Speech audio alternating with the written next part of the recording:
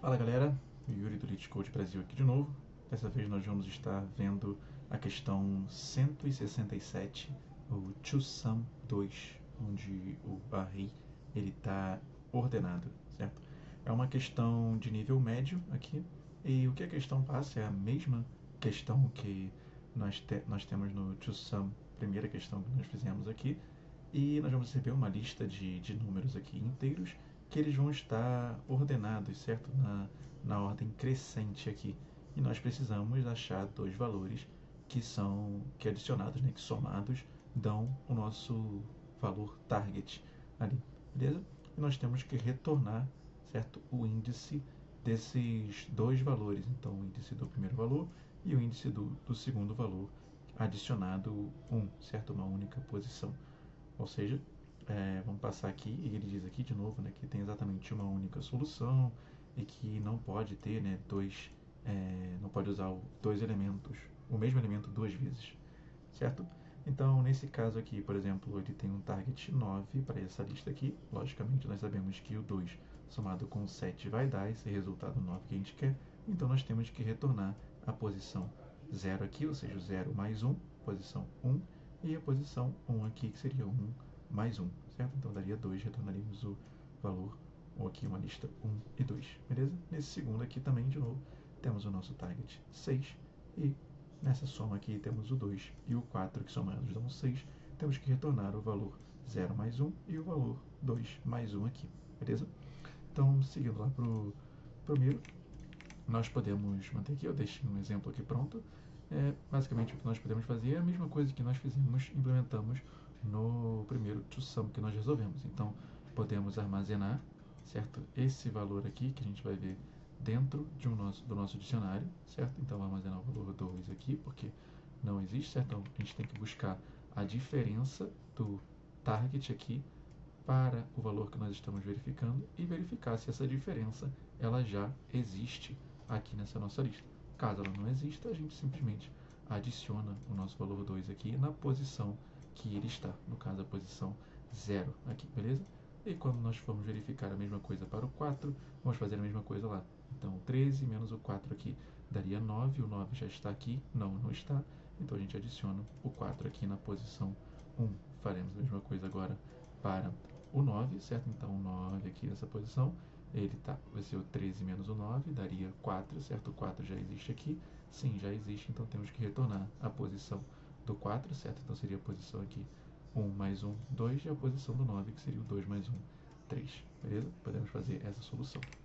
Então, seguindo na lógica da solução, vamos criar o nosso dicionário aqui, o dicionário que já foi visto, beleza? E a partir disso nós vamos percorrer aquela nossa lista de números. Então, para cada elemento que estiver no intervalo de 0 até a última posição dessa minha lista numbers aqui que eu recebi, o que eu vou fazer? Eu vou calcular a diferença do target para o meu valor atual desse numbers aqui, certo? Então, o valor que eu estou olhando agora, e vou verificar se esse valor dessa diferença, certo? Ela já foi vista em algum lugar aqui do meu sim, então simplesmente retorno, certo? Uma lista aqui com a posição, adicionei então no caso a posição lá do meu sim que foi vista, certo? Com a posição do i mais 1 aqui.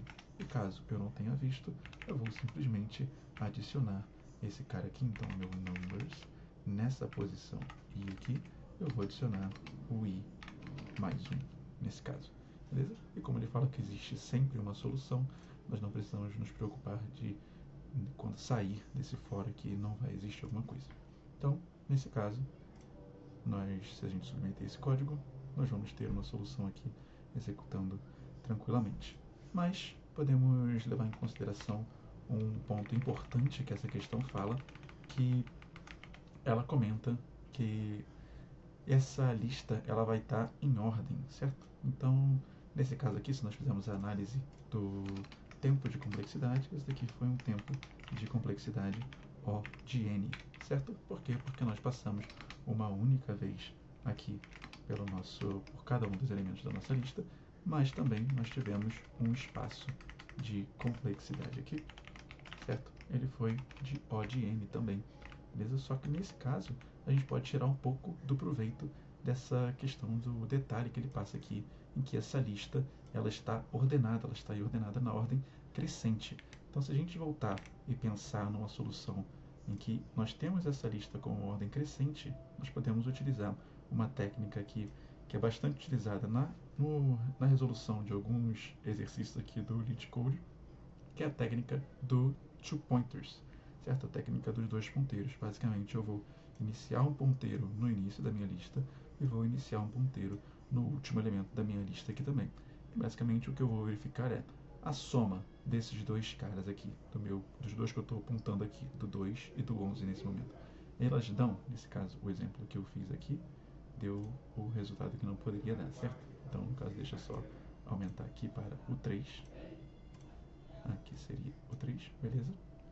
Então, o que eu vou fazer é a soma desses dois caras aqui. Elas dão o meu resultado 13 aqui? Não, elas não dão. Isso aqui dá 14. Então, o que eu tenho que fazer? Essa soma deu 14. Ela é maior ou menor do que o meu 13 aqui. Se ela for maior, o que eu tenho que fazer? Eu tenho que diminuir uma posição, ou seja, andar para a esquerda com o meu ponteiro da direita, beleza? E eu vou verificar agora de novo. O 9 mais o 3 dá quanto? 9 mais o 3 dá 12. 12 é maior ou menor do que 13? 12 é menor, então quer dizer que eu tenho que andar com o meu ponteiro da esquerda, certo? Então eu vou andar ele aqui. E agora eu tenho o 4 e o 9 aqui, beleza? Então o 4 e o 9 somados dão 13, certo? E o 13 aqui é o resultado que eu estou buscando, então eu retorno à posição, certo?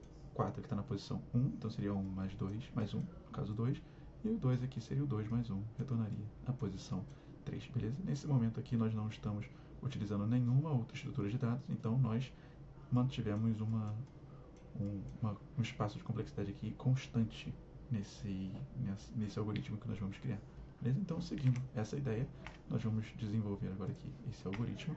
Basicamente, vamos ter um ponteiro left, certo? E um ponteiro right aqui. O ponteiro left começa no 0 e o ponteiro right aqui ele vai começar no último elemento dessa minha lista que eu estou recebendo.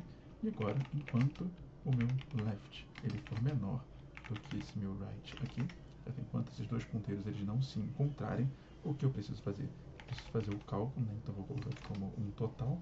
E o total ele é o quê? Ele é a soma, certo? Então, numbers na posição left mais o numbers aqui na posição right, beleza? E agora eu vou verificar se esse total aqui for igual ao que eu estou procurando, beleza? Se é igual ao meu target, eu simplesmente tenho que retornar, certo? A posição left mais 1 e a posição right aqui mais 1, beleza? Agora, caso não seja, eu tenho que verificar se esse total ele for maior do que o meu target. Então, se ele for maior do que o meu target, o que eu preciso fazer? Eu preciso andar com o meu ponteiro da direita, certo? Eu preciso diminuir o valor ali da soma. Então, eu vou andar com o meu ponteiro da direita aqui, beleza? Eu ando com ele, andando com ele para a esquerda. E agora, poderia colocar um else aqui, mas vou só deixar explícito aqui o resultado, que seria quando o total ele for menor do que o meu target. Então, se ele for menor do que o meu target, isso quer dizer que eu preciso andar com o meu ponteiro da esquerda, então eu ando com ele para a direita para que eu consiga aumentar o meu resultado ali. Eu não preciso colocar de novo nenhum return aqui depois desse while, porque ele garante que sempre vai existir uma única solução. Se nós rodássemos aqui, vamos passar pelos testes e vamos submeter o nosso código. E vamos ter aqui um tempo de execução. Parece que é um pouco menor, mas isso daí pode ser questão do próprio LeetCode aqui, sem nenhum problema. Basta nós analisarmos aqui o que nós estamos fazendo agora, em questão de tempo de complexidade. Nós não mudamos nada, então continuamos passando uma única vez por cada elemento aqui, mas em questão de espaço, aqui nós mantemos o espaço constante, porque nós não criamos nenhuma estrutura de dados aqui no meio do caminho, diferentemente quando fizemos aqui em cima. Beleza? Esse aqui foi mais um exercício do LeetCode que nós resolvemos. Amanhã a gente volta para mais um. Valeu!